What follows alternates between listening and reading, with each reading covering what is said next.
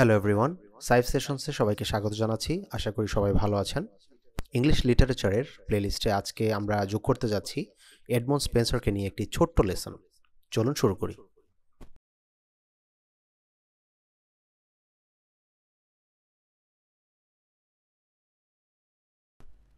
Edmund Spencer জন্মগ্রহণ করেছিলেন 1552 সালে লন্ডনের ইস্ট স্মিথফিল্ডে।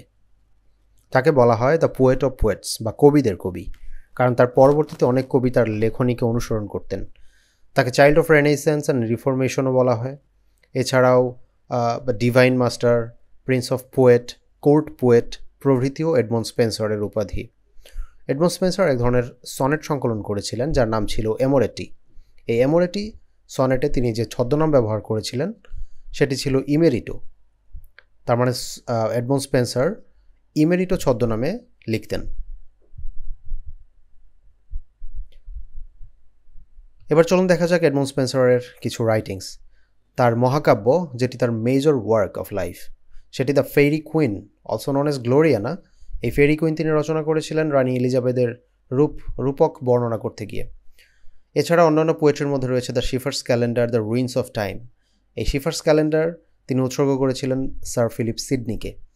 এছাড়াও তার একটি এলেজির সন্ধান পাওয়া যায়, যা হচ্ছে অ্যাস্ট্রোফেল নামে তার একটি এলেজি রয়েছে।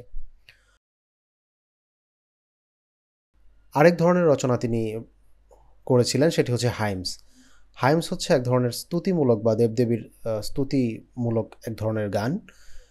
তার হাইমসের নাম ছিল দ্য অ্যাপিথ্যালামিয়ন। এবার চলুন দেখা যাক এডমন্ড স্পেন্সার থেকে আসা কিছু প্রশ্ন এবং আসতে পারে এমন কিছু প্রশ্ন। Edmund Spenser is a dash. Edmund Spenser is a poet who is called the poet of poets.